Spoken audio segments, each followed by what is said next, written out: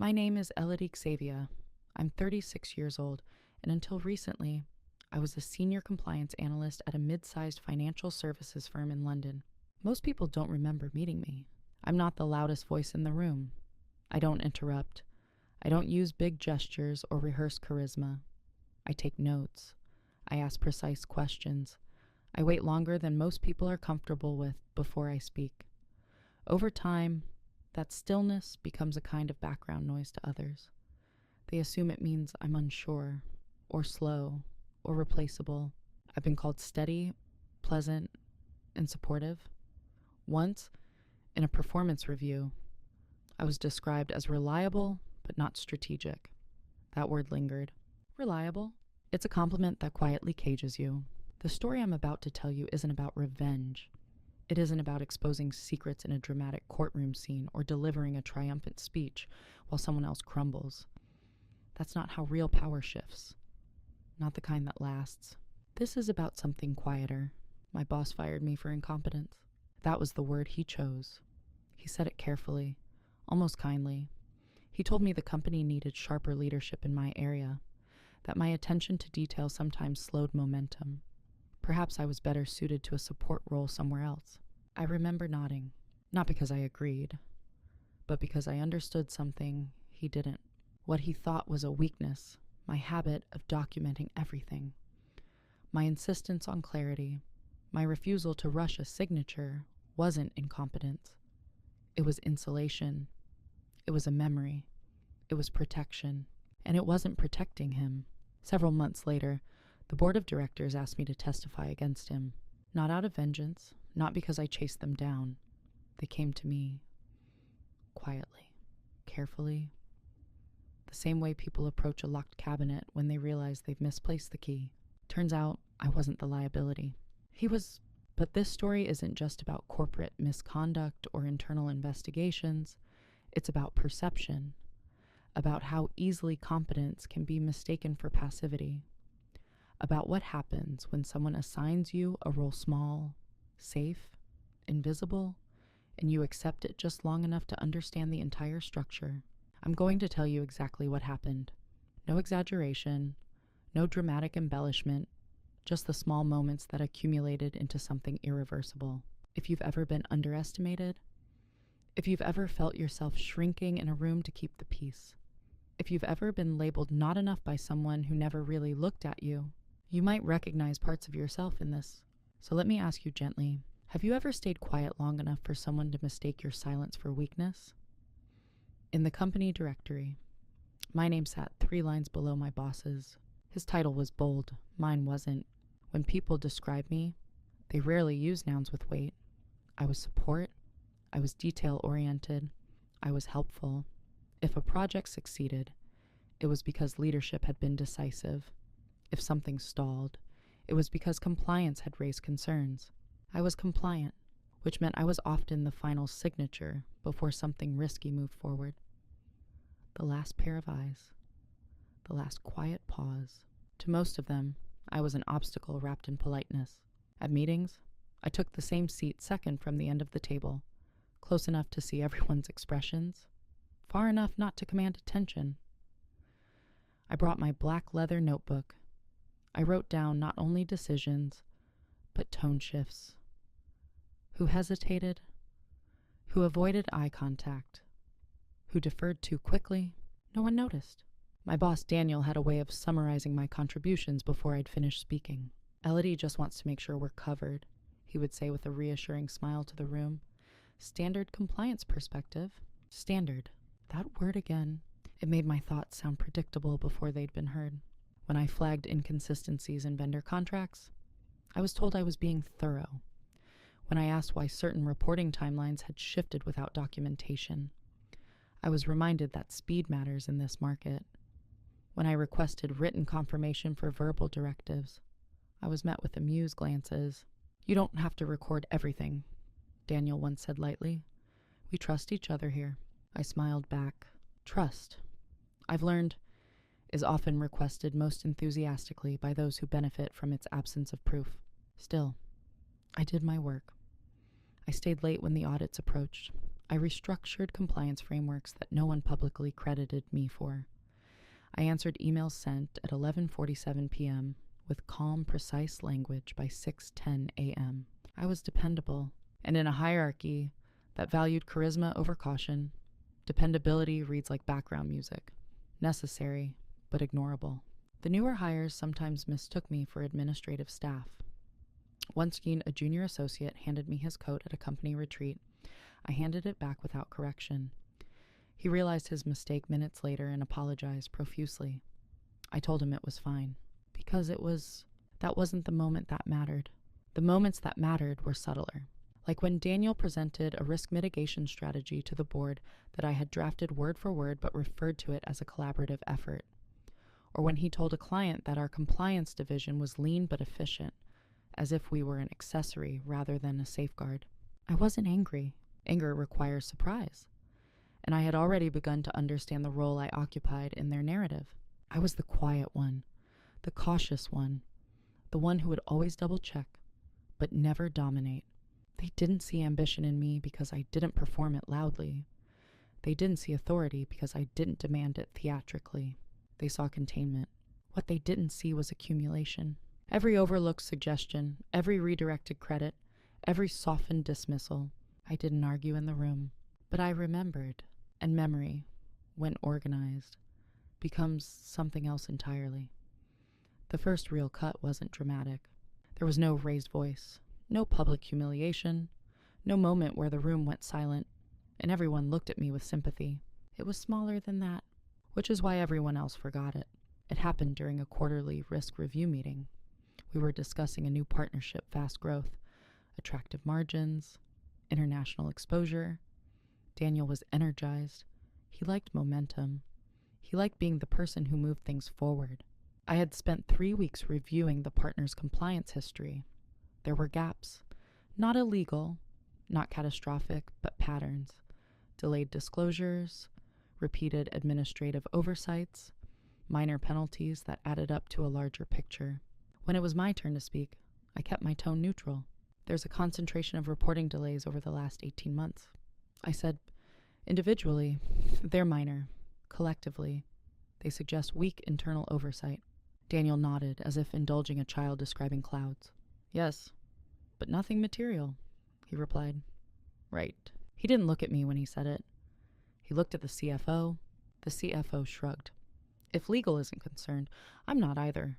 I could have pushed harder. I could have listed every citation, every timeline inconsistency. Instead, I clarified one point. It's not about what's material today, I said. It's about what becomes material under scrutiny. Daniel smiled again, the kind of smile designed to reassure an audience, not the speaker. We appreciate the caution, he said. That's why we have you. The room chuckled softly. That was the cut, not the disagreement. Disagreement is healthy. It was the framing. That's why we have you. Not to lead, not to advise, to absorb anxiety, to make others feel safe enough to proceed. I felt something shift inside me, not anger, not humiliation, just awareness. I had been assigned a function. After the meeting, a colleague tapped my shoulder. Don't take it personally, she whispered. He just likes to keep things positive. Positive, as if caution were a personality flaw. For the next few days, I replayed the exchange in my mind. Not obsessively, analytically. I asked myself a quiet question. Had I been unclear, overly cautious? Misaligned with strategy? I reviewed my notes. The data hadn't changed, but the hierarchy had spoken, and hierarchy doesn't need to be loud to be decisive. The partnership moved forward. 6 weeks later, minor reporting discrepancies began surfacing, nothing catastrophic, exactly as I'd predicted. Daniel called it growing pains. The CFO called it manageable. No one referenced the earlier conversation. I didn't either. That's what made it powerful, because when something happens publicly, and no one names it, it becomes invisible history. It reshapes expectations without acknowledgement. After that meeting, subtle changes followed. Daniel began summarizing my comments more quickly. He would preface my input with phrases like, "Compliance will probably want to slow this down." Even before I spoke, it trained the room to anticipate resistance from me. It trained them not to listen fully. And I let it happen, not because I agreed, but because I was learning. There's a difference between being dismissed and being studied, and somewhere in that quarter, I stopped reacting emotionally and started observing structurally. The first cut wasn't meant to wound me, it was meant to define me. And once someone defines you in a professional ecosystem, they begin making decisions around that definition. The question I began asking myself wasn't, how do I correct this? It was, what does this assumption allow me to see that they can't? Because when people decide you're not a threat, they relax around you. They speak freely. They stop editing themselves. And that's when the real information begins to surface. After that meeting, nothing changed. Which is to say, everything did. The dismissals became smaller, quicker, almost efficient. Daniel would glance at me before major decisions, not to invite analysis, but to preempt it.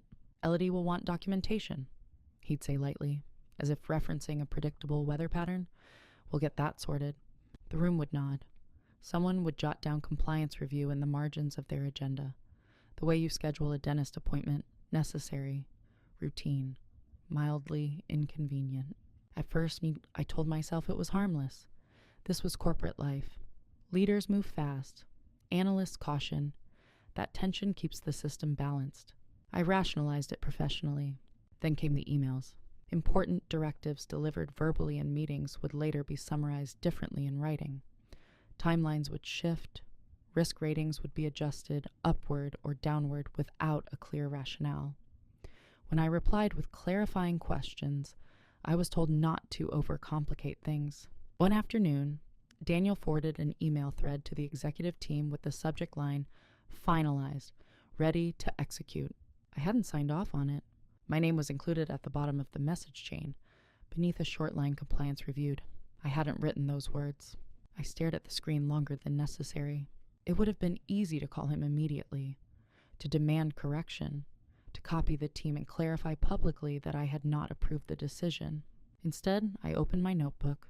Date, time, subject line, exact wording. Then I replied privately, "Daniel, I want to confirm that my review is still pending. The current draft does not reflect the revisions we discussed regarding vendor oversight." His response came quickly. "Understood. Let's not hold up progress. We'll incorporate those adjustments in Phase 2. Phase 2? A concept that exists comfortably in theory and rarely in practice. I felt the now familiar sensation, something tightening. Not in anger, but in recognition. This wasn't an oversight anymore. It was a pattern. Still, I didn't escalate. People assume silence equals agreement. Sometimes it equals calibration. I began noticing how often my caution was reframed as delay. How frequently was speed equated with leadership. How consistently Daniel positioned himself as the decisive voice, while subtly casting me as the procedural one. At team lunches, I became the reliable listener. Colleagues vented about unrealistic deadlines, unclear instructions, and sudden pivots in strategy. They trusted me with their frustrations, because I was safe. Invisible people often are. One junior manager confided that he'd been instructed to adjust performance metrics before a board presentation. "It's not falsifying," he insisted. "Just smoothing." I asked no judgmental questions, only factual ones. "Who requested it?" He hesitated. I didn't press further. I didn't need to. Meanwhile, my performance reviews remained steady but restrained. Consistent, dependable, not particularly innovative. Innovation, in this context, seemed to mean risk without friction. There were moments when I questioned myself. Was I too rigid, too attached to the process? Was my quiet presence reinforcing the very perception that limited me? But then I would return to the documents. Facts don't react to tone, and the facts were accumulating. The normalization of disrespect is subtle, because it rarely feels like aggression. It feels like accommodation. You adjust. You smooth over. You tell yourself it's not worth the tension. I told myself that too, until I realized something uncomfortable. The more I allowed my contributions to be minimized publicly, the more Daniel relied on me privately. Late-night messages asking for quick risk summaries. Requests to double-check numbers before investor calls. Casual acknowledgments that you always catch what others miss. In private, I was indispensable. In public, I was peripheral. That duality stopped feeling accidental. it started feeling strategic. And if it was strategic for him, then my silence would need to become strategic for me. There's a moment, quiet, almost imperceptible, when you realize you've been cast in a role you never auditioned for. Mine was simple. I was the stabilizer, the one who would fix inconsistencies without drawing attention to who caused them, the one who would stay late to reconcile discrepancies, but never mention them in rooms where reputation was currency, the one who would protect the company from risk while absorbing the discomfort of being labeled cautious. Reliable, useful, invisible. Daniel never said it explicitly. He didn't have to. Roles in corporate structures are rarely assigned in writing. They're reinforced through repetition. When he spoke to the board, he became visionary. When he spoke to investors, he became decisive. When he spoke to me, he became collaborative. Elodie, I trust your judgment. He would say in private, just help me shape the narrative. Narrative? It's a beautiful word when used responsibly. It becomes dangerous when it replaces accuracy. Gradually, I began to see the choreography. High-risk initiatives would be presented as calculated expansions. Reporting delays would be framed as transitional inefficiencies. Metrics would be adjusted just enough to remain technically defensible. And I was expected to polish the edges, not falsify, and never that. Nothing overtly illegal, just soften, clarify, rephrase. I became the quiet architect of language that made uncertainty sound intentional. At first, I told myself this was simply corporate communication. Every company refines its messaging. Every executive highlights strengths. But something inside me resisted the consistency of it. Because I wasn't just refining language. I was absorbing liability. When compliance signs off on documentation, it becomes the final checkpoint. If something unravels later, the question isn't who envisioned the strategy, it's who approved the safeguards. And my name was on the safeguards. I began noticing how often decisions were accelerated right before reporting periods. How frequently was documentation completed retroactively? How easily enthusiasm overrode hesitation in group settings. Meanwhile, my role remained unchanged. In meetings, Daniel would say, Elodie will make sure we're covered. As if coverage were a safety net he could jump into recklessly. It wasn't malicious in tone. That's what made it so effective. If he had been overtly dismissive, I might have resisted sooner. But he was polite, appreciative, even complimentary. You're invaluable, he once told me after I caught a contractual clause that could have exposed us to significant penalties. I don't know what I'd do without you. The statement should have felt reassuring. Instead, it clarified something uncomfortable. He didn't know what he'd do without me, but he was perfectly comfortable making me appear unnecessary. That contrast became impossible to ignore. Around that time, a subtle shift occurred in how others interacted with me. Colleagues began bypassing me in early-stage discussions, looping me in only when documentation was required. My input was treated as a final stamp rather than a formative voice. I had become the end of the process, not the beginning. And when you're positioned only at the end, you're handed responsibility without influence. That's when I understood the full shape of the role I'd been assigned. I was the safety mechanism, but safety mechanisms are only valued when they fail. Until then, they're assumed. I could have protested, demanded earlier inclusion, insisted on public acknowledgement of my contributions. Instead, I did something quieter. I accepted the role, completely, because sometimes the clearest view of a structure comes from standing exactly where others expect you to remain. And if I were going to be the final checkpoint, then I would observe every step that led there. The shift didn't happen in a meeting. It didn't happen during an argument or a confrontation.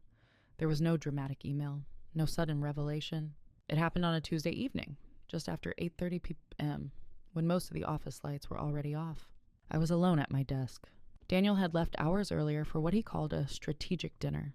The finance team had wrapped up their forecasts. Cleaning staff moved quietly through the corridor behind me. The building felt suspended, neither active nor asleep. I was reviewing a quarterly risk summary before final submission to the board.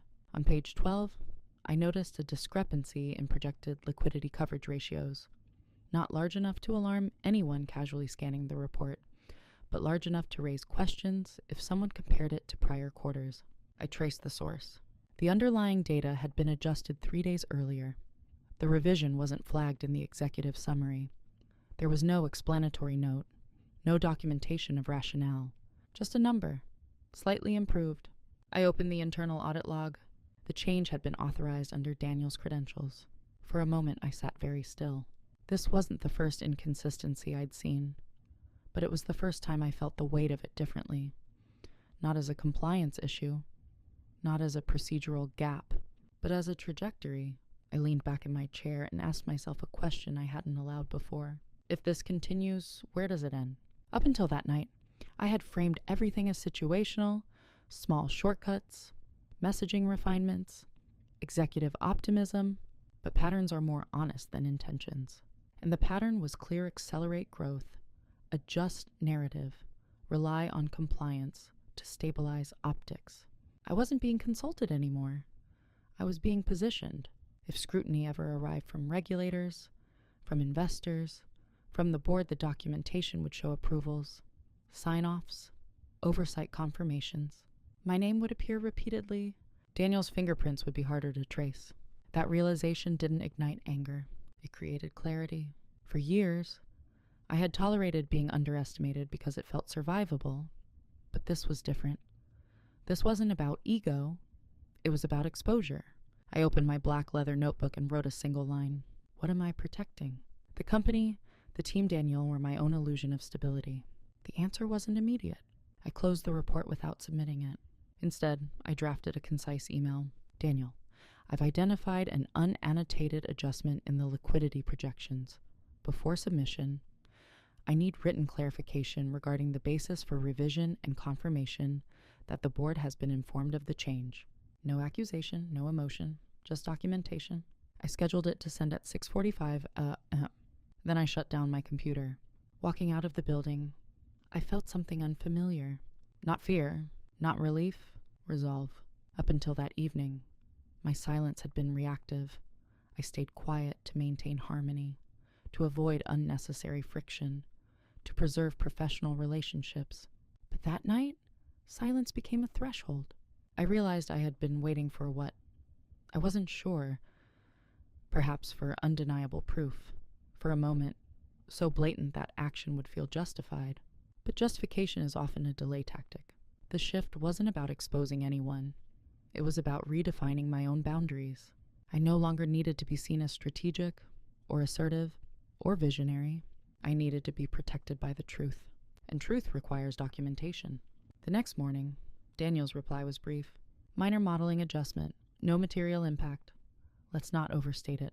For the first time, his reassurance felt hollow, because I wasn't overreacting. I was recalibrating. That Tuesday night didn't change the company. It changed me. After that Tuesday, I didn't become louder. I became precise. There's a difference. Precision doesn't announce itself. It doesn't demand attention. It doesn't disrupt rooms. It simply narrows ambiguity until only what is defensible remains. Daniel interpreted my continued calm as compliance. That was his first miscalculation. In meetings, I still took the same seat. I still wrote in my notebook. I still spoke evenly, without urgency. But internally, something had shifted from accommodation to intention. When directives were given verbally, I followed up with summary emails. Just to confirm our discussion, for clarity, the agreed timeline is, please advise if this aligns with your understanding. Each message was neutral, professional, impossible to interpret as confrontational, but each one created a record. At first, nothing. Daniel responded casually. Short replies, quick confirmations.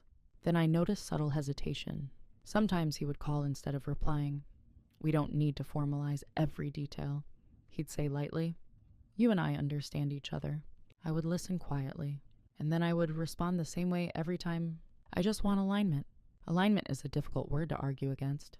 Silence, for me, was no longer about preserving harmony. It was about observing who resisted clarity. Meanwhile, I began reducing informal conversations. No more spontaneous late-night text summaries. No more undocumented quick fixes.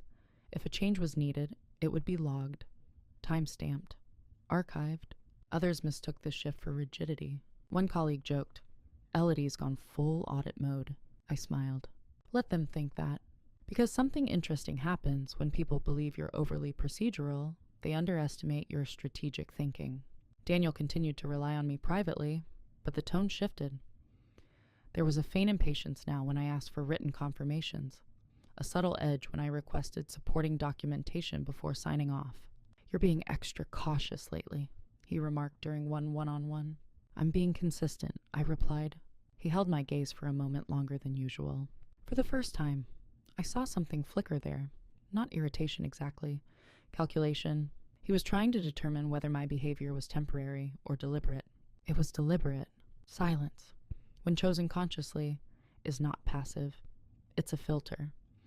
It allows you to see who grows uncomfortable when there's nothing to manipulate. I stopped correcting him publicly when he summarized my points reductively. Instead, I followed up with written clarifications afterward.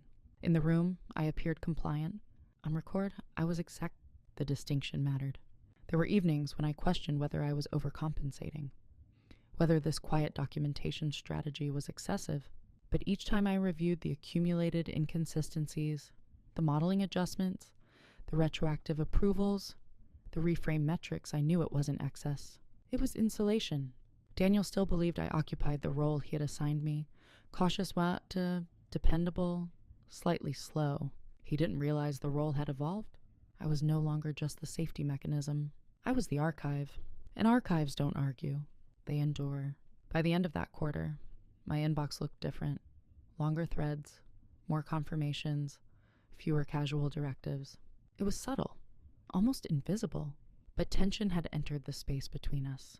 Not open conflict, just awareness. He began choosing his words more carefully around me, and that was the first sign that my silence was no longer being mistaken for weakness. It was being measured. Preparation rarely looks dramatic from the outside. It looks like routine.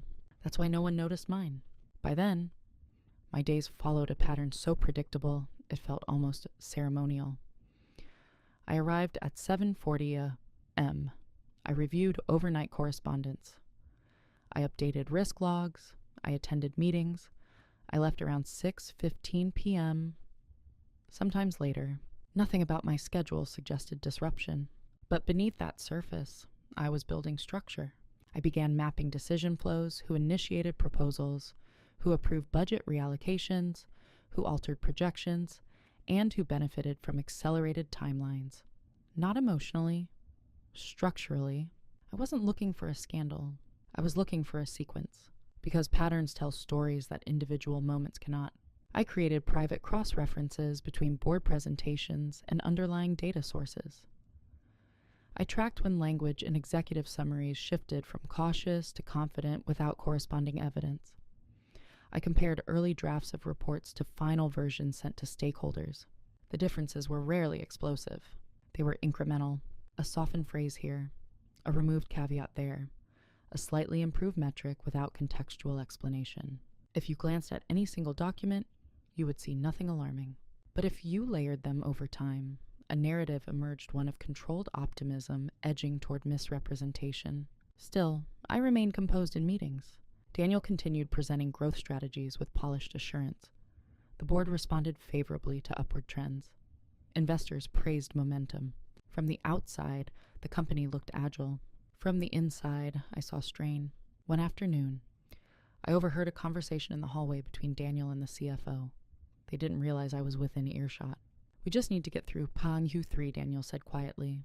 Once the new capital round closes, the ratios won't matter as much. Ratios always matter. But I didn't step forward. I didn't interrupt. I wrote it down later. Date, context, exact phrasing. Not because it was illegal, because it was revealing. Meanwhile, I began quietly reviewing regulatory frameworks that extended beyond my immediate scope. I refreshed my understanding of whistleblower protections, not with the intention of using them, but with the discipline of preparedness. Knowledge reduces fear. And fear had begun to surface. Not fear of losing my job, but fear of being positioned as complicit in something I had not designed. Colleagues still confided in me. They complained about sudden metric shifts, unexplained strategic pivots, and unrealistic forecasts. I listened. Sometimes I asked one question, is that documented? Most of the time, the answer was no. I didn't advise them to escalate. I didn't encourage rebellion. I simply suggested they summarize important conversations in follow-up emails. Some took the advice, some didn't.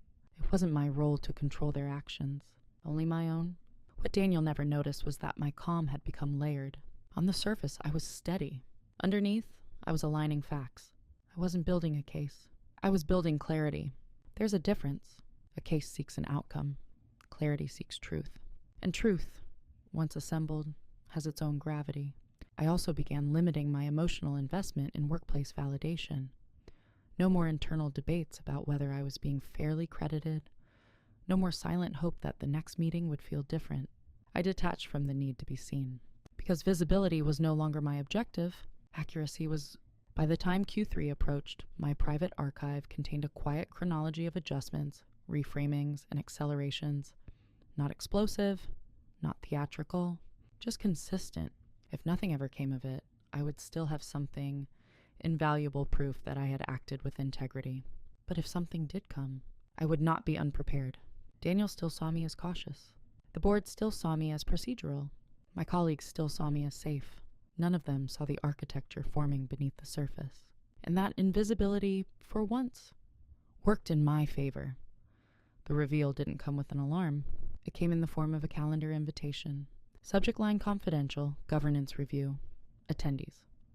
2 non-executive board members, an external legal advisor, me, not Daniel. The meeting was scheduled for 7:15 a.m. before most of the executive team arrived. When I saw it, I didn't feel triumph. I felt stillness. This was the moment I had been quietly preparing for, not because I orchestrated it, but because patterns eventually reach observers beyond their origin. I arrived early. The boardroom felt different at that hour. No polished presentation screens, no catering trays, just morning light filtering through the glass and a faint echo when chairs moved. One of the non-executive directors, Margaret, greeted me with unusual softness. "Thank you for coming. Elodie, this is informal. Informal meetings rarely are." They began by asking neutral questions. How would you describe internal reporting consistency over the past year? Have you noticed increased pressure around timeline acceleration? Are there areas where documentation feels incomplete? The questions were measured, professional, designed not to accuse but to assess. I answered exactly as I had documented. No embellishment, no inference. When asked about liquidity adjustments in Q2, I referenced the email thread. When asked about vendor oversight inconsistencies, I cited dates and versions of reports. I did not speculate about intent. I did not attribute motive. I described the sequence. Halfway through the conversation, the external legal advisor leaned forward. "Have you ever felt pressured to approve documentation you were uncomfortable with?" The room went quiet. I chose my words carefully. "I have felt urgency." I said, "I have not signed off on anything I believe to be inaccurate. When clarifications were needed, I requested them in writing." Margaret nodded slowly. "That's consistent with what we've seen." There it was. They had been reviewing too. This wasn't a trap. It was alignment. In that moment, something crystallized, not about Daniel, but about my position. For months, I had worried about being framed as an obstructionist, about being labeled overly cautious, about career stagnation. But the board didn't see caution. They saw continuity. They saw documentation trails that remained intact despite executive pressure. The private reveal wasn't a secret scandal. It was confirmation that integrity leaves fingerprints too. They didn't ask me to accuse Daniel. They asked me to clarify the process. They didn't frame him as a villain. They framed the situation as a governance risk. And that distinction mattered. By the end of the meeting, Margaret spoke plainly. "We are conducting a formal review. If this proceeds further, we may need your testimony regarding documentation practices." Testimony? The word felt heavier than I expected. Not because I feared it, but because it meant the structure had already begun to shift. I walked back to my desk without expression. Daniel passed me in the hallway 20 minutes later, energetic as always. "Morning, Elodie," he said. "Big week ahead?" "Yes," I replied, "it is." He had no idea that the architecture he'd been building so confidently was now under examination, and I felt no satisfaction in that knowledge. Only clarity. Turns out I wasn't the liability. He was, but liability is rarely exposed by confrontation. It's revealed by documentation And in that quiet boardroom, I understood something fully for the first time. My silence had never been a weakness. It had been preserved. After the board meeting, nothing changed publicly. Daniel still led executive briefings. Forecasts were still presented with measured confidence. The team still operated at its usual accelerated pace. But beneath that surface, I knew something irreversible had begun. The board's governance review was confidential for now. No formal accusations, no announcements, just quiet scrutiny. And I was at a crossroads. Not legally. Personally, I had options. I could distance myself subtly. Begin searching for new roles. Resign before any turbulence becomes visible. Preserve my professional reputation by stepping away cleanly. I could also cooperate minimally. Provide documentation only when explicitly requested. Avoid deeper involvement. Protect myself without actively participating in accountability. Or I could do something more final. I could commit fully to truth, knowing that doing so might fracture relationships, end careers, and permanently alter how I was perceived within the industry. None of those options felt dramatic. They felt consequential. That week, Daniel scheduled a one-on-one with me. His tone was slightly different, measured, almost probing. "I've sensed some tension lately," he said. "Are we aligned?" The question was simple, but beneath it was something else. Was I still predictable, still manageable, still the stabilizer who would absorb discomfort quietly? I held his gaze. "I'm aligned with accurate reporting," I said calmly. "That hasn't changed." He studied me for a moment longer than usual.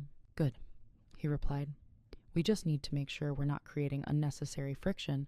The board values cohesion." Cohesion, an interesting word, given the circumstances. After the meeting, I returned to my desk and sat without opening my computer. The decision wasn't about him. It was about me. For years, I had accepted being underestimated because it cost me nothing but recognition. Now, the cost was different. If the governance review escalated and I believed my role would no longer be invisible, my documentation would be central. My testimony would carry weight. Silence would no longer protect me.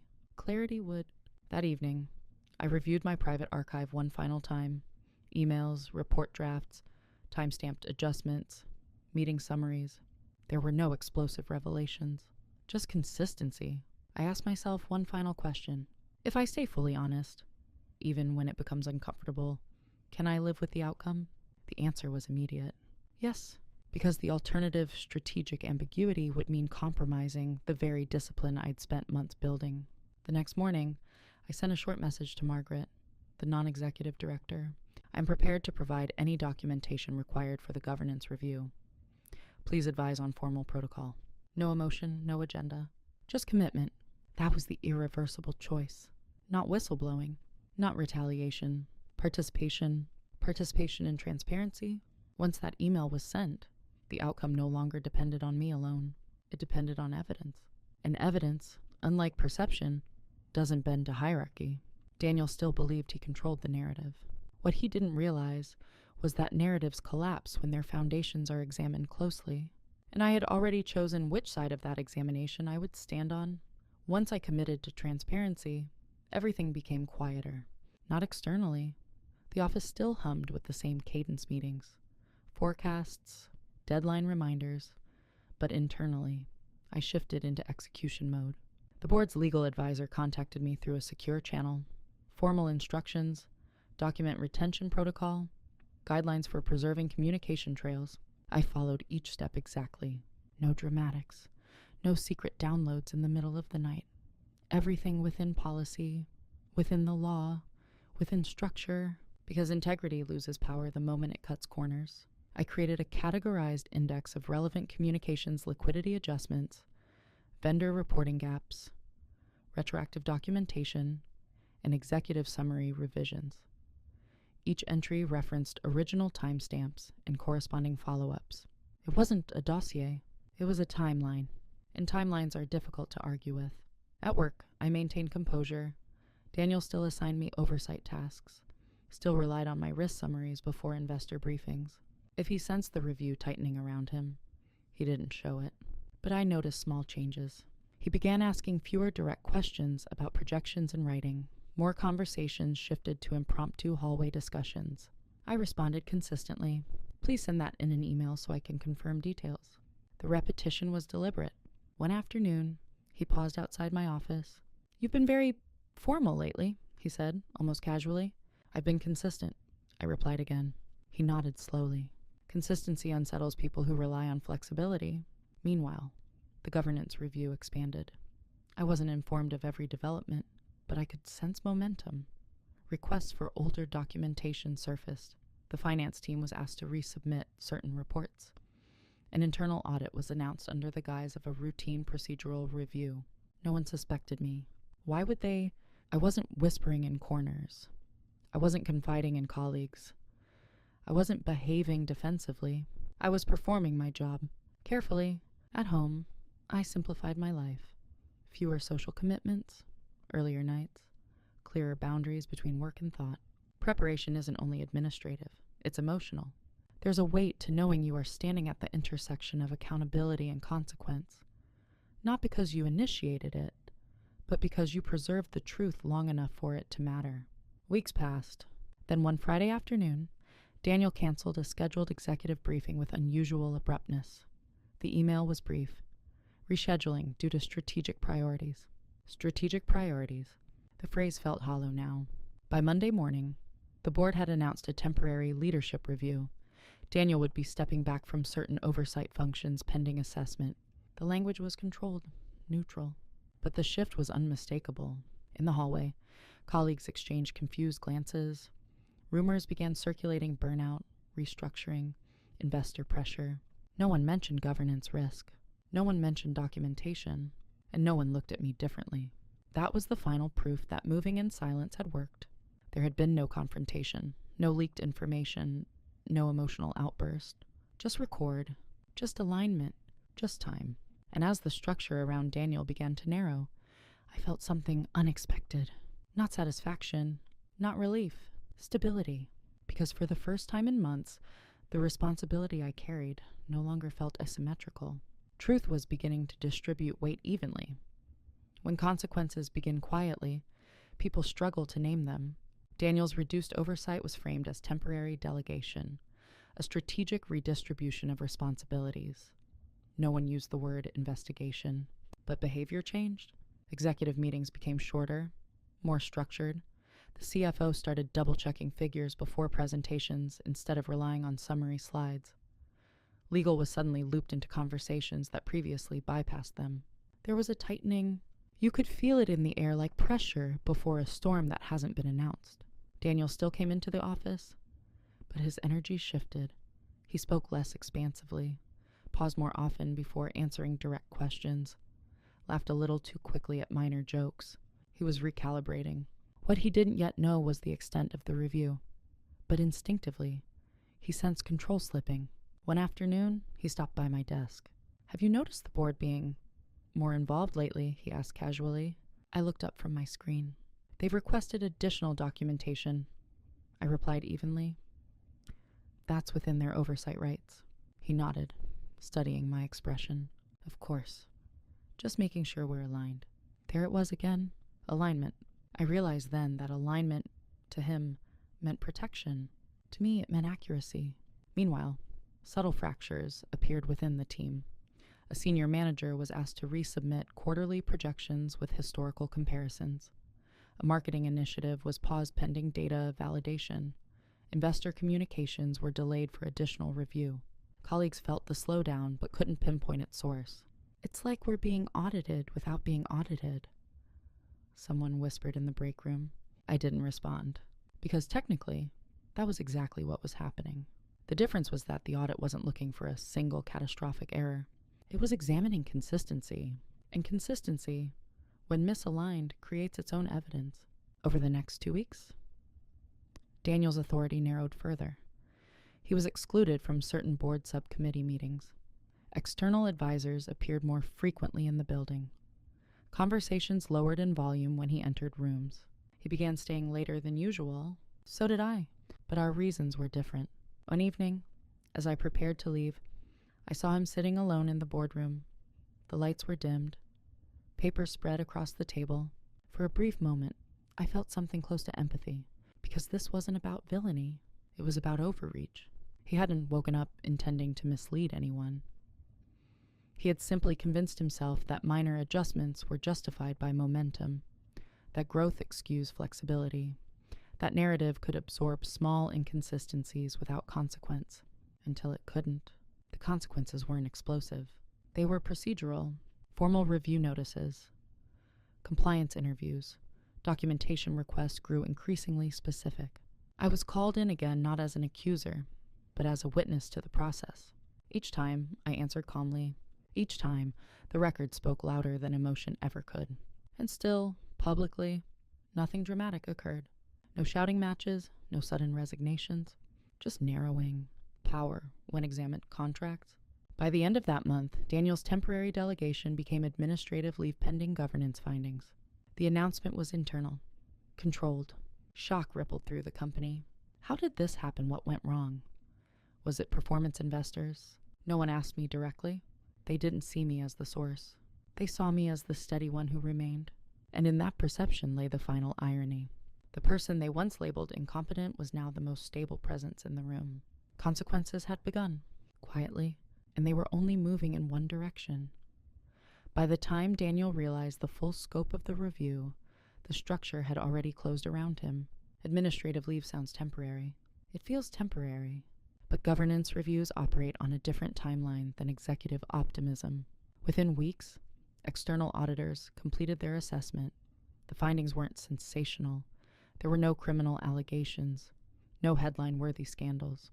Instead, there was a phrase that carried more weight than drama ever could: systemic misrepresentation of risk exposure through progressive narrative adjustments. Not fraud, not malice.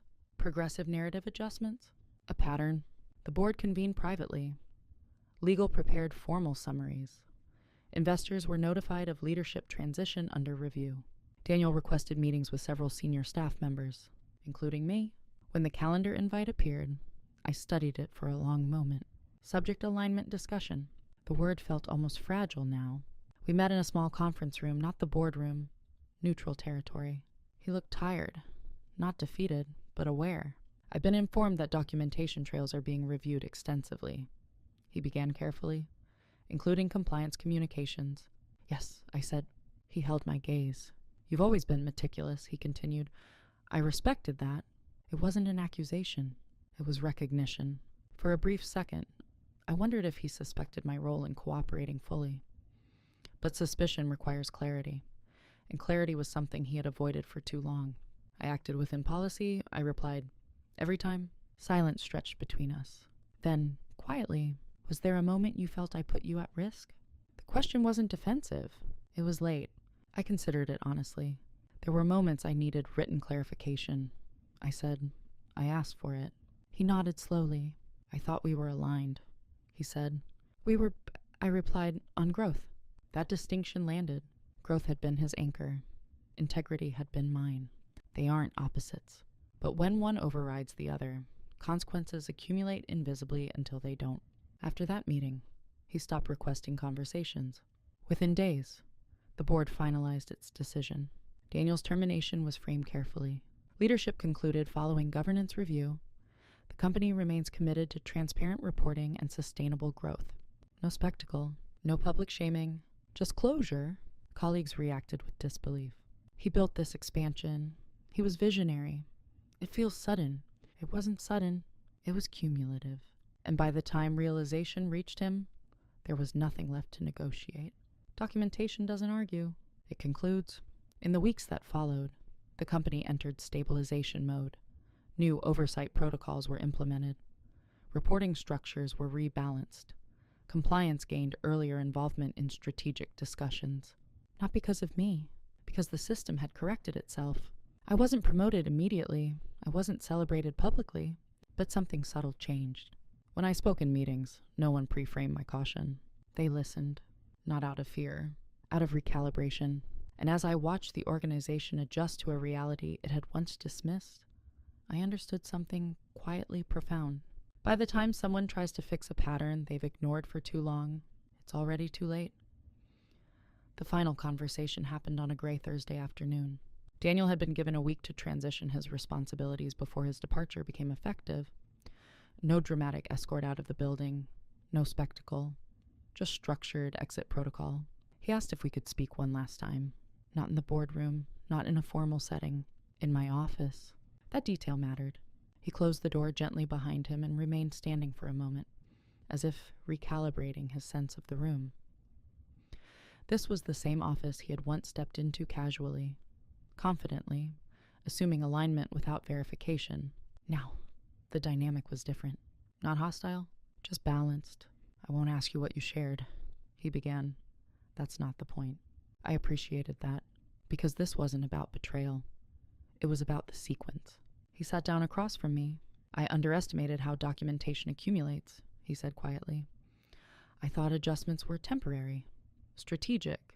"They were strategic," I replied. "But strategy requires durability." He exhaled softly. "For what it's worth, I never believed you were incompetent." There it was, the word that had started this unraveling.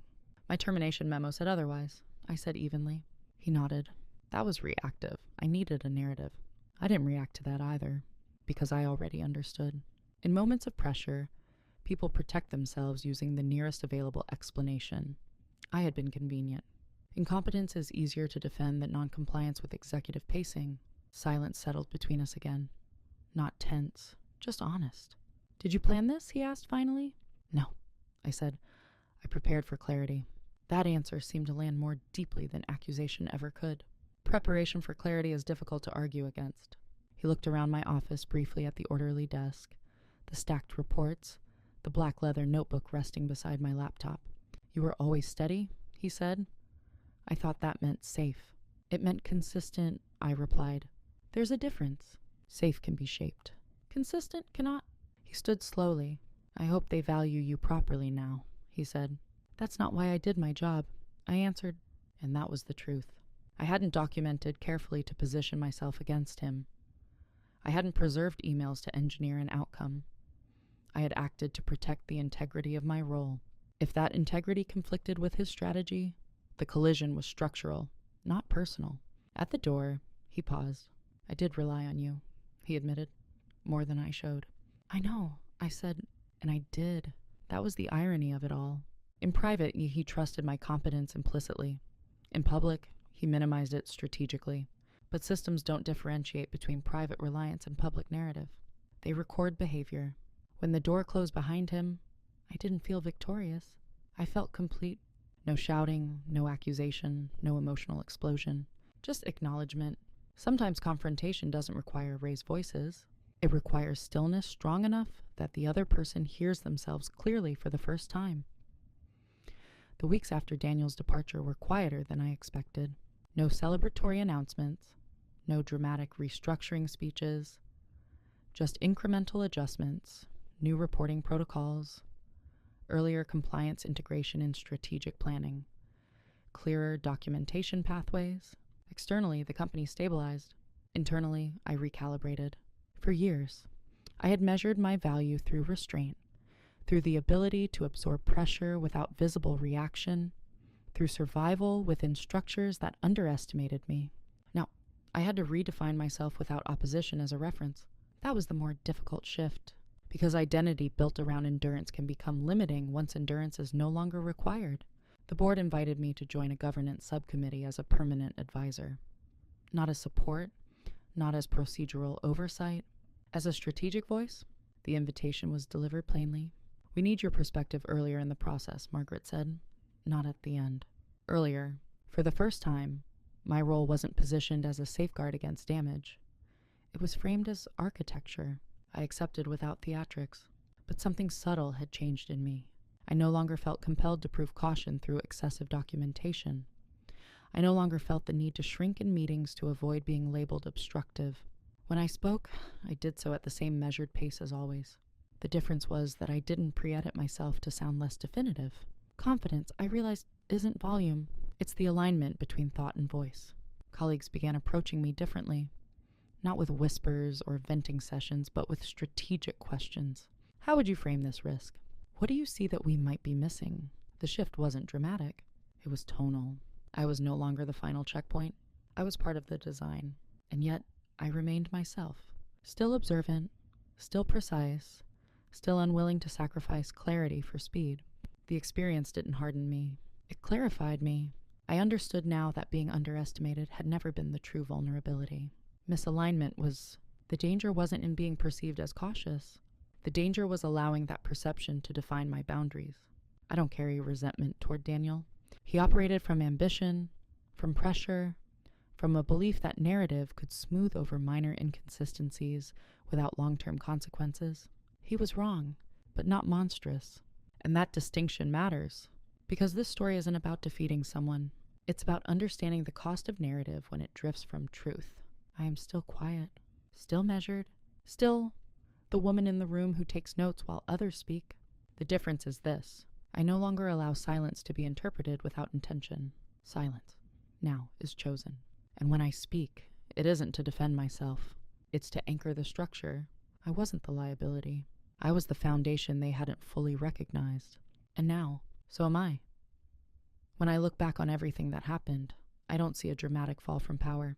I see a series of small choices, small reframings, small adjustments, small moments where clarity was postponed in favor of speed. And on the other side, small decisions to document, small refusals to sign without alignment, small emails that ask, calmly, for confirmation. That's how systems shift, not through explosions. Through accumulation, being fired for incompetence could have been the defining humiliation of my career. At the time, it felt abrupt, clinical, almost efficient. But what I understand now is this: labels are often projections of convenience. When someone calls you incompetent for asking precise questions, what they may really mean is that you are inconvenient to their momentum, and momentum without integrity is fragile. Turns out, I wasn't the liability. He was. But that realization didn't require revenge. It didn't require humiliation.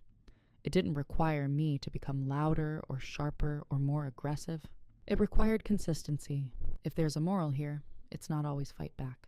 It's this: protect your integrity quietly, even when no one is applauding it. Because the day integrity is examined, applause won't matter. Documentation will silence. When chosen intentionally, is not submission, it's discernment. It allows you to observe patterns others are too distracted to see. And when the moment arrives when clarity is required, you won't need to raise your voice. You'll only need to open the record. So I want to leave you with something to reflect on.